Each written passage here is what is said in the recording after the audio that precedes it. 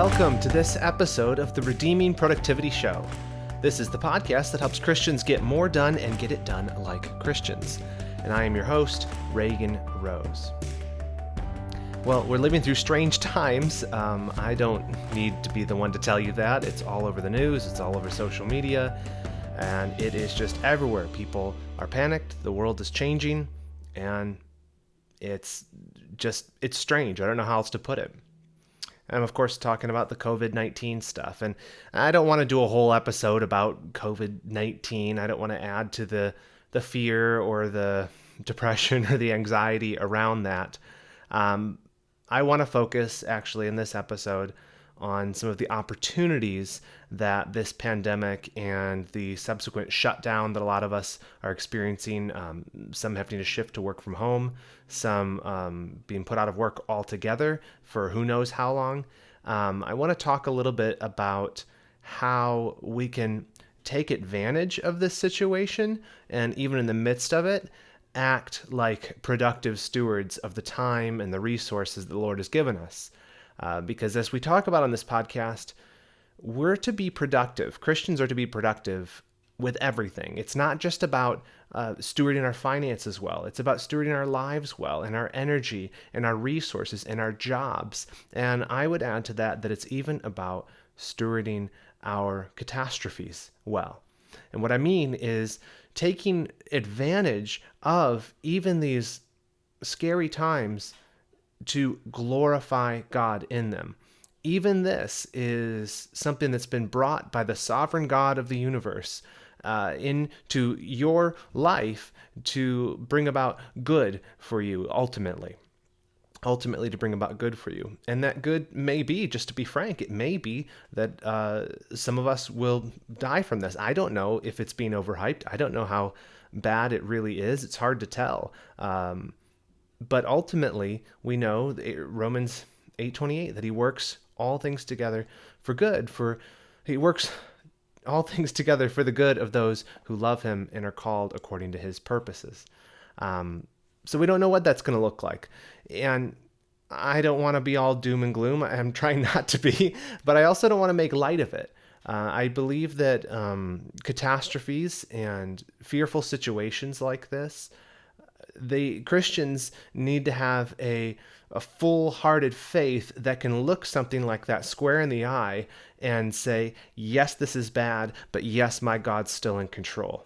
Yes, this is scary, and I don't know what's going to happen, but my God does, and I trust him, and I trust that he loves me, and that ultimately he will get glory from this. And my responsibility in the midst of a catastrophe is not to worry. It's not to be filled with God-doubting anxiety. It's not to freak out and steal all the toilet paper. It's to be responsible for your family, for those things which the Lord has given you to steward.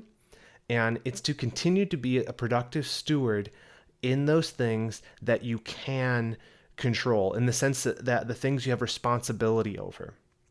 Look, I can't stop the virus. You can't stop the virus. There's nothing I can do about that. And so being anxious and wringing my hands over that really does not do a lot of good. But what I can do is I can be responsible. And part of that is, of course, following the guidelines that people are putting out there to wash your hand, to social distance, to step away from society and hole up in your home if necessary. And that's actually what we're doing here at the Rose household.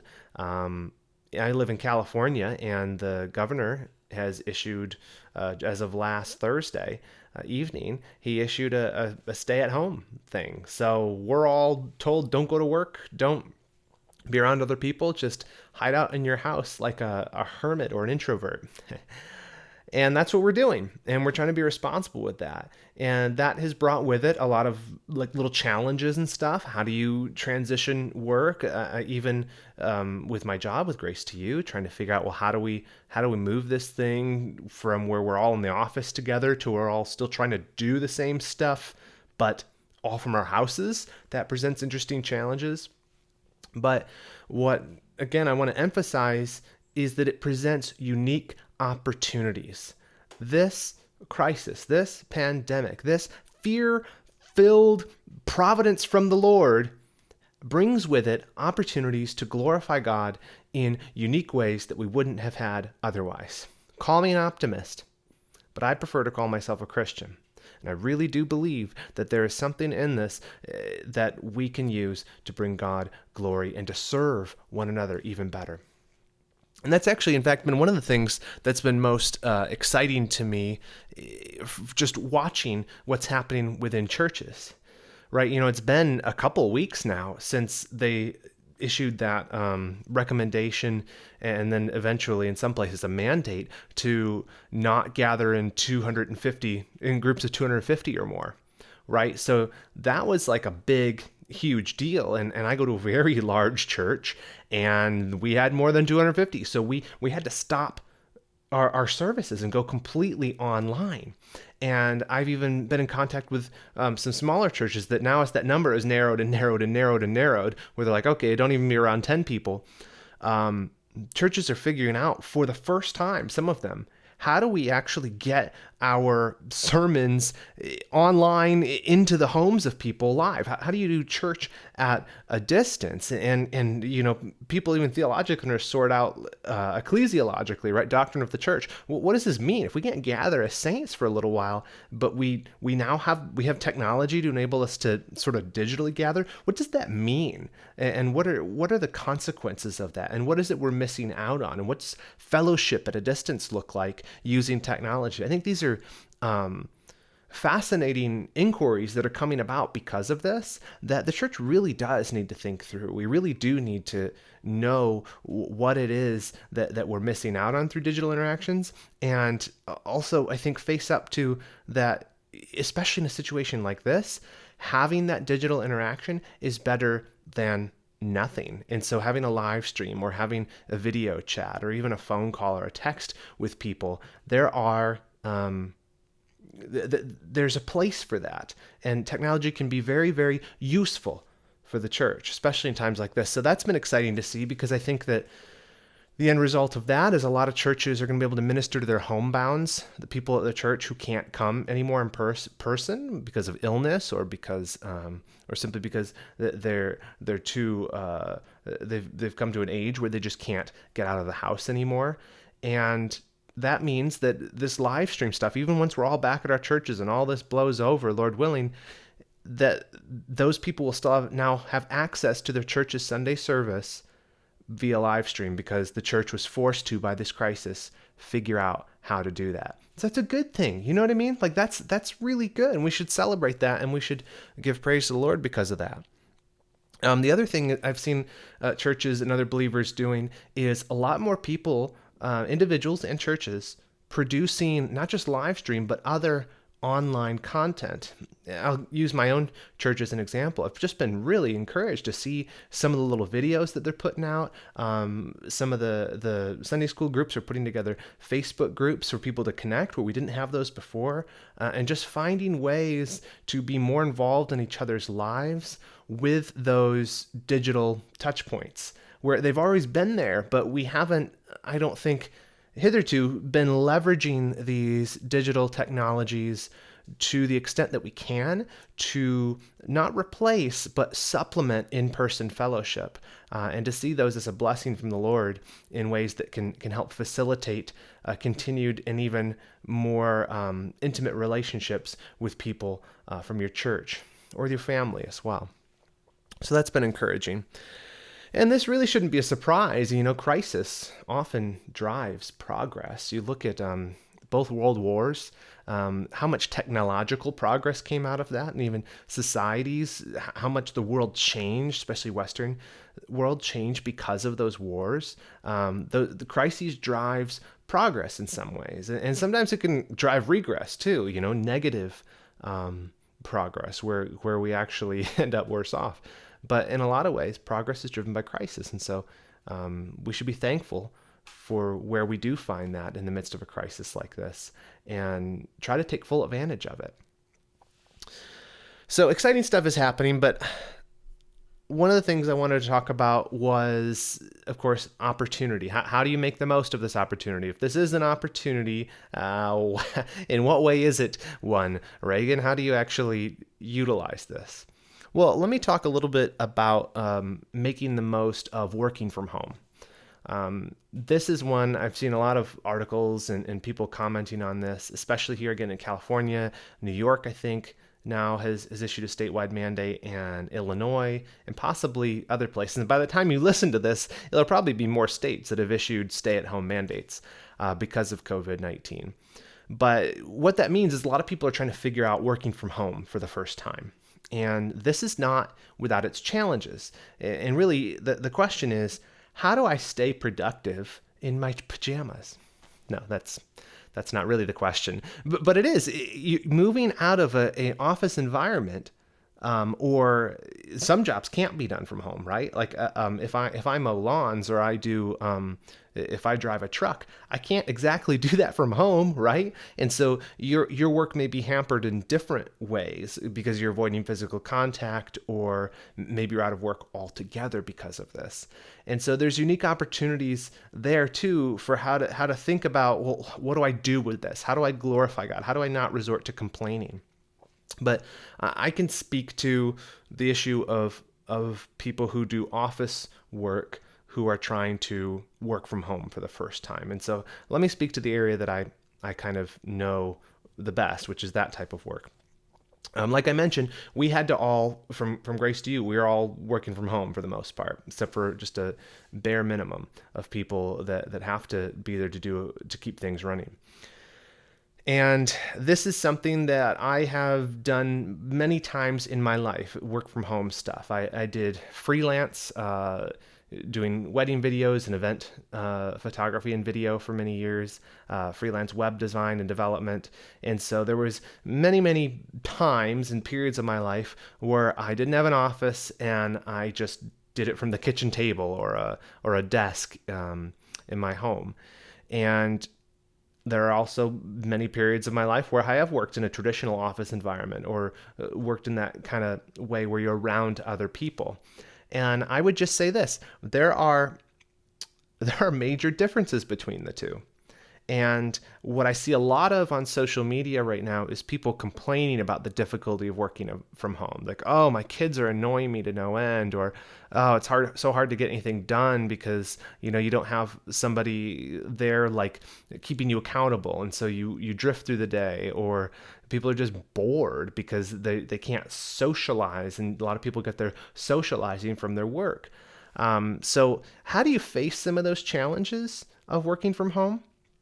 And how do you take advantage of what I see as just the insane, awesome advantages of working from home? So I want to talk about a couple of those real quick. How can we carpe quarantine with working from home?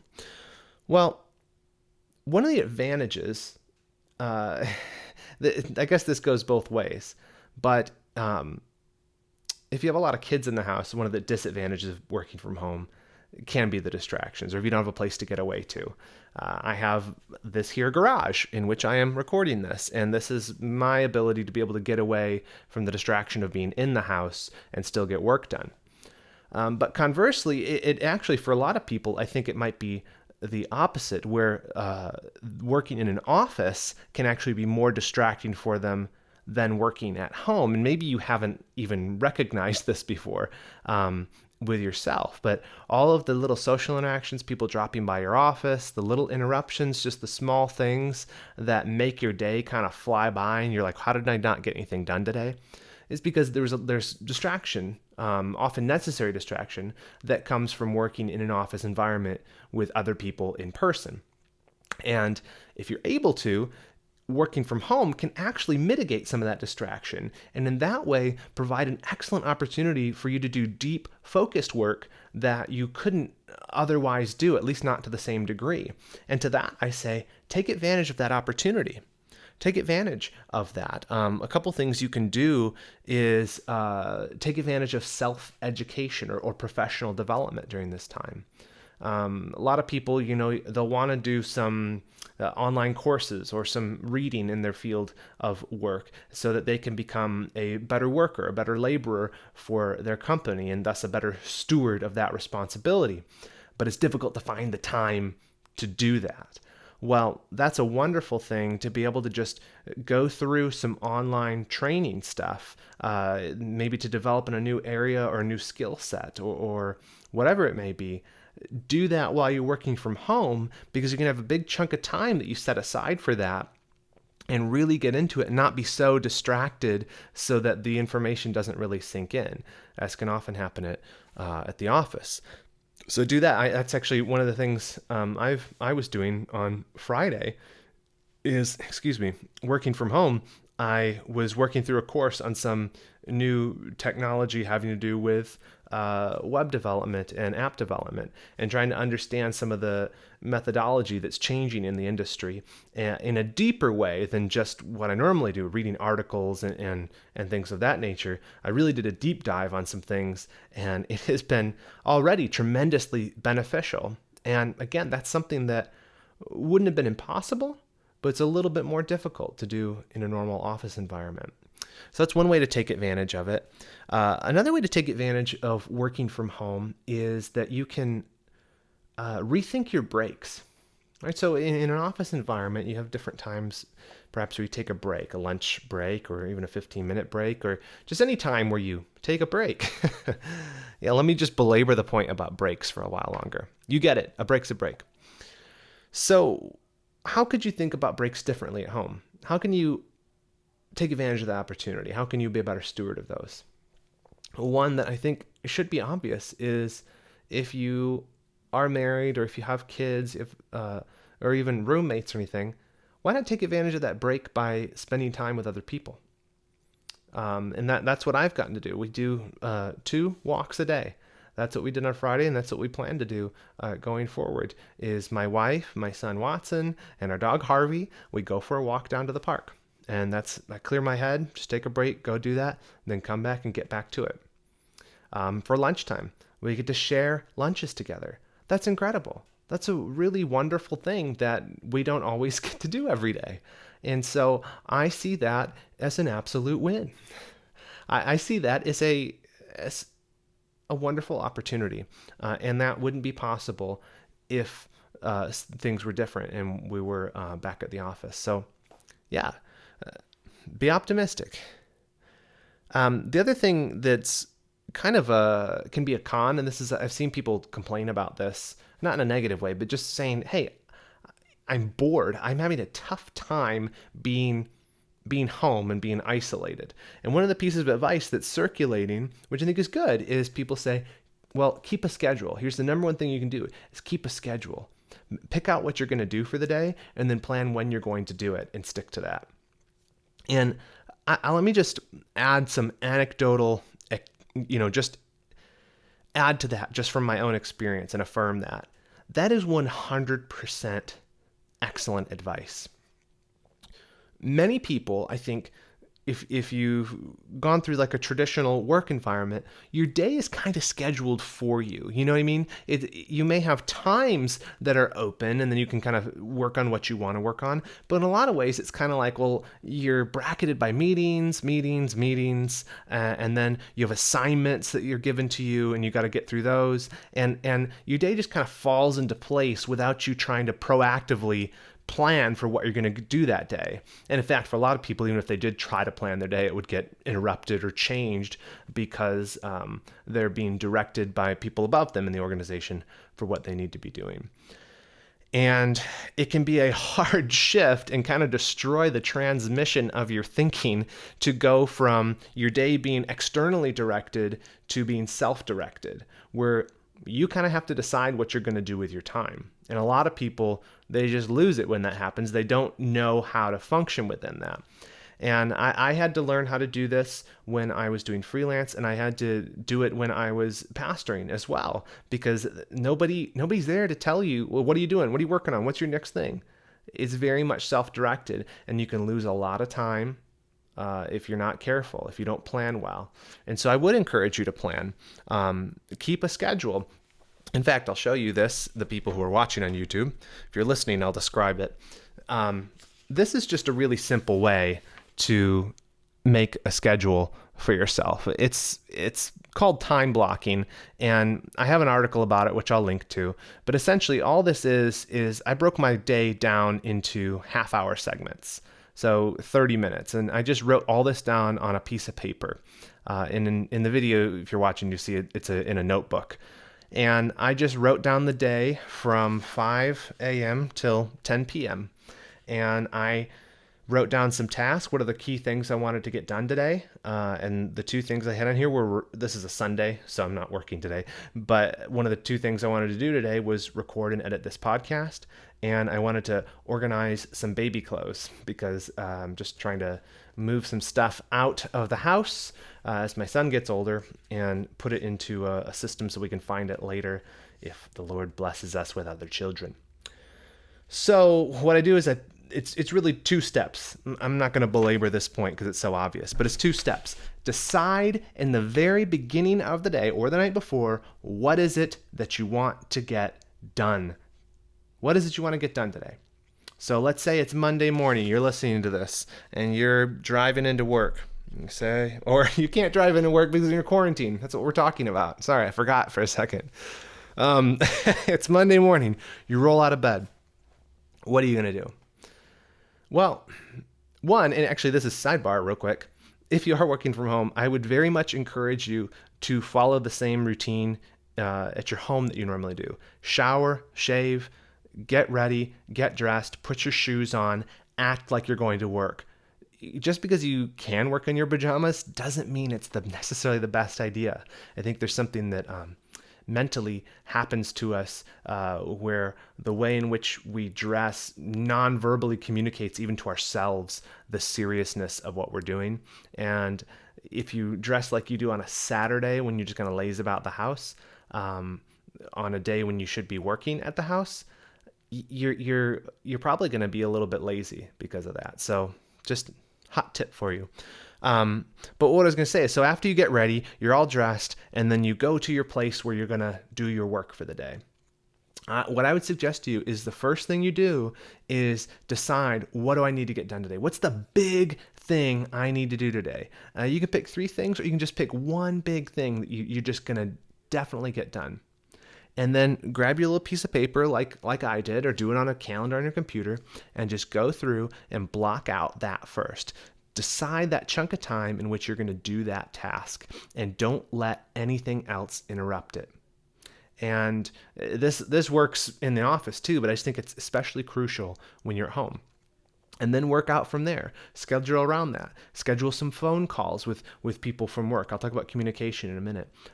Schedule when you're going to go on your walks with your family, like I said, or when your meals are, or all those things. And just block out your whole day and just make a plan for what you're going to do.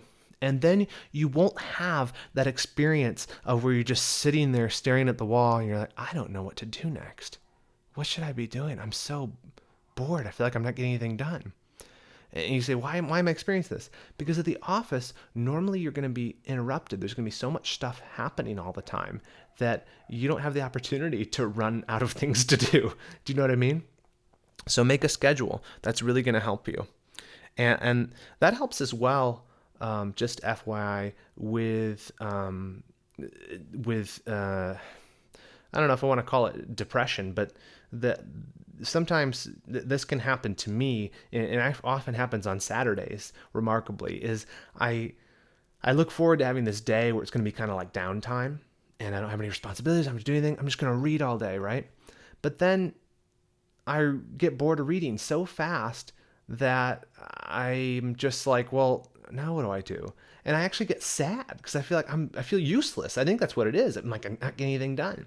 And so what I have to do, and in fact, most of these in this notebook that I was just showing, most of the day, I don't block out every day like this, but it's usually the weekends that I do. In fact, I was flipping through this, and it was last Saturday that I did the same thing, because I kind of have to have a plan. Otherwise, I'm going to have a really rough day, and I'm not going to get anything done, and I'm not going to feel relaxed. I'm going to feel a little bit depressed because I feel so useless. So make a schedule. Self-educate. Take advantage of the advantages of being able to be home. Rethink your breaks. What else was there? Oh, staying connected. Staying connected. This one's big. So this is an obvious disadvantage of being stuck at home is it's hard to stay connected with people. You can't hang out. You can't touch their faces anymore because of all the rules. It's just terrible. Why can't we touch each other's faces anymore? I'm just making a joke. When we were still at the office, my wife had asked me, "Hey, what is your work doing anything different now that the COVID-19 stuff is happening?" This is before we all kind of got kicked out, and it was the early days of the virus, and people were starting to say the stuff about make sure you're washing your hands and don't touch your face. And I said, "Oh yeah. Our office is doing a lot. We've actually switched to we're only doing cheek kisses now." And she looked at me like, "What?" But we don't kiss, by the way. Gosh, I should definitely cut this part out, but I'm not going to, and you're gonna love it. Communication can become an issue. Communication can become an issue when you're distant from people. But it's like I was saying at the beginning of this episode. We have technology. We can rebuild the communication. We can reach out to people through our phones since like forever ago, Alexander Graham Bell. We have been able to call people, but now we can text. Now we can even video chat, and we have email.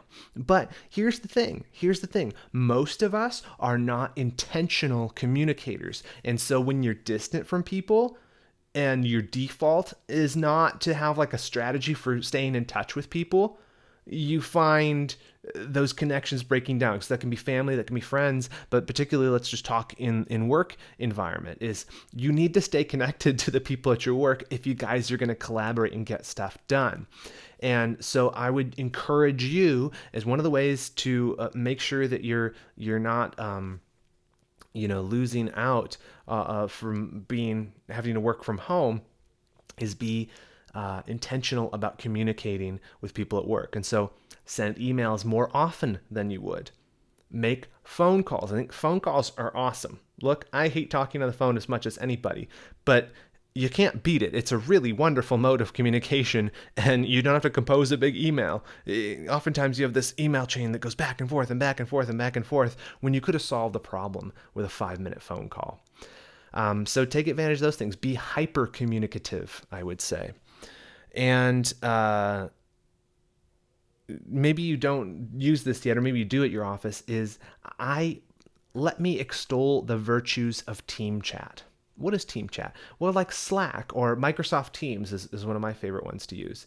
These software programs that allow you to get a bunch of people in a circa early 2000s AOL style chat room and talk shop, talk business. So this is one of the first things I did when I found out that my team would all be shifting to work from home for the next who knows how long, is we got on Microsoft Teams. It's free. You can do it. Slack is free too. And I just invited everybody. Basically, it's a giant text group for people where you can also share files, link to stuff. You can do it on any computer or smartphone. You can even, with Teams, you can do really awesome video chats too. It's a really great way to stay in touch. And it's that sweet spot between an email and a phone call, right? So an email, it's kind of like I can wait on that. A phone call, it's like super, super urgent. Team chat's just like a text. It's kind of like, here, I'm going to give you a little piece of information. I might ask you a question and get back to me, when you can. And it facilitates, I think, better than email or a phone call. It facilitates informal communication, which is much more similar to the type of communication that you would have in an office environment where someone just dropping by, and good things come out of those talks. And so I highly recommend Team Chat. And so I would just commend Slack or Microsoft Teams to you for that, or even Discord if you're familiar. Get on those and stay communicating. Well, I know a lot of this is not going to be applicable or as applicable to parents with older kids who might normally be at school and you're kind of figuring out what to do with them. But some of it is. I think especially the advice about keeping a schedule, kind of deciding what you're going to do in advance is big. And I think ultimately probably the biggest thing that I would just say to you, and I just offer this humbly, is I know that it's hard, but look, see the opportunity here. Look at the advantages that are being presented to you. You're able to be with your family. You're able to be together. That's huge. That's huge, and that's uncommon, and that's hard to make that adjustment. But even if it's hard, let's take full advantage of the opportunities and the blessings. And I know that sounds crazy to say this, but there are blessings even in the midst of the hardship that this pandemic is presenting us with. And so let's thank the Lord for those blessings. That doesn't mean that we're disregarding that this is hard, that this is scary, that this is bad, and people are even dying from it. But the blessings that do come with it, let's praise God from whom all blessings flow. Let's turn our thankfulness to him, and let's be good stewards of the time that we have. And I'm reminded Ephesians 5:18, right? Ephesians 5:18. It tells us that we need to be redeeming the time because the days are evil. And these are evil days, folks. There's no mistake about it. But let's be all the more diligent to redeem that time, to be productive Christians even in the midst of this, for God's glory and for our benefit. And so I'll leave you with that.